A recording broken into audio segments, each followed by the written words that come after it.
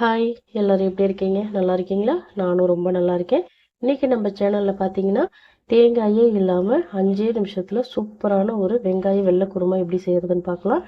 இந்த குருமா பார்த்தீங்கன்னா, இட்லிக்கு சாப்பிடலாம், தோசை, சப்பாத்தி, பூரி, நான், பரோட்டா எல்லாத்துக்குமே வச்சு சாப்பிடலாம். இதோட டேஸ்ட் பார்த்தீங்கன்னா, அவ்வளோ ருசியா இருக்கும். செய்யறது அவ்வளோ எளிமையா செஞ்சு முடிச்சிடலாம். வெங்காயம் நறுக்குனா மட்டும் போதும். அவ்வளோ ஈஸியா செஞ்சு முடிச்சிடலாம். ஈஸியாக இருந்தாலும் டேஸ்ட் ரொம்ப சூப்பராக இருக்கும். இப்போ வாங்க இந்த ரெசிபி எப்படி செய்கிறதுன்னு பார்க்கலாம். அதுக்கு முன்னாடி நம்ம சேனலை ஃபஸ்ட் டைம் பார்க்குறீங்க அப்படின்னா மறக்காமல் சப்ஸ்கிரைப் பண்ணிக்கோங்க. இப்போ வாங்க குருமா எப்படி செய்கிறதுன்னு பார்க்கலாம். ஒரு மிக்ஸி ஜார் எடுத்துக்கோங்க. அதில் 12 அல்லது 15 முந்திரி பருப்பு சேர்த்துக்கோங்க. 1 டீஸ்பூன் சோம்பு சேர்த்துக்கோங்க. இதை தண்ணி சேர்த்துட்டு நல்லா ஸ்மூத்தாக அரைச்சிக்கணும். எந்த அளவுக்கு உங்களால் ஸ்மூத்தாக அரைக்க முடியுமோ அந்த அளவுக்கு நல்லா ஸ்மூத்தாக அரைச்சிக்கோங்க. நல்லா க்ரீமியாக இருக்கணும். பாருங்க, இந்த அளவுக்கு நல்லா க்ரீமியாக அரைச்சிக்கணும், நைஸாக அரைச்சிக்கணும். இப்போ இது ஒருத்தர் இருக்கட்டும், தாளிச்சுக்கலாம். தாளிக்கிறதுக்கு ஒரு 5 ஸ்பூன் அளவுக்கு எண்ணெய் சேர்த்துருக்கேன். எண்ணெய் கொஞ்சம் கம்மியாகவே சேர்த்துக்கோங்க. எண்ணெய் லோ ஹீட்டில் வச்சுக்கோங்க. இப்போ 2 பட்டை, ஒரு அன்னாசி பூ, 4 கிராம்பு சேர்த்துக்கோங்க, 2 ஏலக்காய் சேர்த்துக்கோங்க. சேர்த்துட்டு நீல வாக்கில் நறுக்கின வெங்காயம் ஒரு 6 வெங்காயம் சேர்த்துக்கோங்க. இது கட்டாயமாக நீல வாக்கில் நறுக்கி போடுங்க, ஆனியன் குருமான்றதுனால. காரத்துக்கு 4 பச்சை மிளகாய் நான் சேர்த்துருக்கேன். இதுக்கு பச்சை மிளகாய் காரம் மட்டும்தான். அதனால் உங்களுக்கு எவ்வளோ தேவையோ அதுக்கு தகுந்த மாதிரி நீங்கள் சேர்த்துக்கோங்க. இப்போ இதை நல்லா வதக்கிக்கலாம்.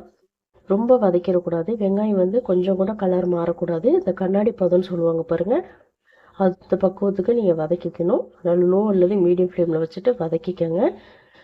சீக்கிரம் வதங்கணும்னு நினச்சிங்கன்னா லைட்டாக உப்பு சேர்த்துட்டு வதக்கிக்கோங்க. இப்போ பாருங்கள், இந்த பக்குவத்துக்கு தான் நீங்கள் வதக்கியிருக்கணும். இதுக்கு மேலே வதக்கக்கூடாது. வெங்காயம் கொஞ்சம் கூட கலர் மாறல பாருங்கள். இப்போ இந்த ஸ்டேஜில் பொடியாக நறுக்கி வச்ச கொத்தமல்லி இலை, புதினா இலை ரெண்டையும் சேர்த்துக்கிறேன். இப்போ இது ரெண்டையுமே ஒரு 10-20 செகண்டுக்கு அந்த ஹீட்டில் வெங்காயத்தில் நல்லா வதக்கி விடுங்க. வெங்காயத்தோடு நல்லா கலந்து வரட்டும். இப்போ நல்லா கலந்து விட்டாச்சு. இந்த அளவுக்கு கலந்துக்கிட்டிங்கன்னா போதும், ரொம்ப வதக்க தேவையில்லை. இந்த ஸ்டேஜில் இஞ்சி பூண்டு விழுது 1 டேபிள் ஸ்பூன் அளவுக்கு நான் சேர்த்துக்கிறேன். உங்களுக்கு ரொம்ப அதிகமாக இருக்குன்னு நினச்சிங்கன்னா நீங்கள் கம்மி பண்ணி சேர்த்துக்கலாம்.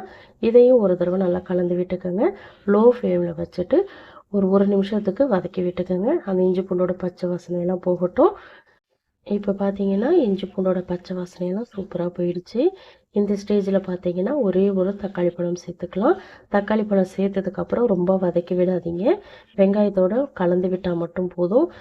தக்காளி என்ன வதங்கிடுச்சு அப்படின்னா குருமாவோட கலர் மாறிடும். அதனால் தக்காளியை ஓவர் குக் ஆகிட விட்டுறாதீங்க. இப்போது தக்காளியையும் நல்லா கலந்து விட்டாச்சு. இந்த ஸ்டேஜில் பார்த்தீங்கன்னா அரைச்சி வச்சுருக்கிற முந்திரி விழுதை இதில் நம்ம சேர்த்துக்கலாம். முந்திரி விழுதை சேர்த்துட்டு கொஞ்சமாக தண்ணி சேர்த்துக்கோங்க. உங்களுக்கு எவ்வளோ தேவையோ அதுக்கு தகுந்த மாதிரி சேர்த்துக்கோங்க. நான் ஒரு 1/2 கப் அளவுக்கு தண்ணி சேர்த்துக்கிறேன். தண்ணி சேர்த்துட்டு ஒரு 1/2 டீஸ்பூன்லேருந்து 1 டீஸ்பூன் வரைக்கும் மல்லித்தூள் சேர்த்துக்கலாம். உப்பு தேவையான அளவு சேர்த்துக்கோங்க. கரம் மசாலா சேர்க்குறதா இருந்தால் தாராளமாக சேர்த்துக்கலாம். ஆனால் லைட்டாக கலர் மாறிடும். உங்களுக்கு ஒயிட் கலரில் தான் வேணும்னா நீங்கள் கரம் மசாலாலாம் சேர்க்க தேவையில்லை. இப்போ இது ஒரு தடவை நல்லா கலந்து விட்டுட்டு இது ஒரு 2 அல்லது 3 நிமிஷத்துக்கு குக் பண்ணிக்கங்க. கரெக்டாக இருக்கும். ரொம்ப அதிக நேரம் இது குக்காக தேவையில்லை. கரெக்டாக ஒரு 2 அல்லது 3 நிமிஷத்துக்கு குக் பண்ணுங்கள். இப்போ இது குக் ஆகட்டும், நம்ம வெயிட் பண்ணலாம். இப்போ பாருங்கள், நான் 3 நிமிஷத்துக்கு குக் பண்ணியிருந்தேன். சூப்பராக குக் ஆகிடுச்சு பாருங்கள். நல்லா திக்காயிடுச்சு குருமா. இது ஆறுனுச்சு அப்படின்னா இன்னும் திக்காகும், நல்ல க்ரீமியாக இருக்கும் பார்க்குறதுக்கு. இப்போ ஸ்டவ்வை ஆஃப் பண்ணிடலாம். ஆஃப் பண்ணிவிட்டு பொடியாக நறுக்குன கொத்தமல்லி இலை சேர்த்துக்கலாம். அவ்வளோதான், சூப்பரான டேஸ்ட்டில் குருமா ரெடி.